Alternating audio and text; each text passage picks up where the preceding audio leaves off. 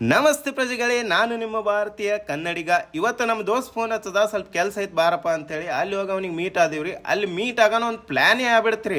ಅದು ಏನಂದ್ರ ಕಾರ್ಪೆಂಟರ್ ಕಡೆ ಹೋಗೋದ್ರಿ. ಕಾರ್ಪೆಂಟರ್ ಕರ್ಕೊಂಡು ನಮ್ ದೋಸ್ತನ್ ರೂಮ್ ಕಡೆ ಬಂದಿವ್ರಿ. ರೂಮಿಗೆ ಬರೋಣ ನಮ್ ದೋಸ್ತ್ ಒಂದು ಟ್ವಿಸ್ಟ್ ಇಟ್ಟಿದ. ಅದು ಏನಪ್ಪಾ ಅಂದ್ರ ಹೊಸದಾಗಿ ಒಂದು ರೆಕಾರ್ಡಿಂಗ್ ಸ್ಟುಡಿಯೋವನ್ನ ಮಾಡ್ಬೇಕಂತ ಹೇಳಿ ಕಾರ್ಪೆಂಟರ್ಗ ಒಯ್ದಿವ್ರಿ. ಅಲ್ಲಿ ಕಾರ್ಪೆಂಟರ್ ಎಲ್ಲ ಮೆಜರ್ಮೆಂಟ್ ತಗೊಂಡು ಅದರದ್ದು ಏನೇನ್ ಆಗ್ತದ ಹೆಂಗ ಏನೇನ್ ಅಂತೇಳಿ ಎಸ್ಟಿಮೇಟ್ ಕೊಟ್ರಿ.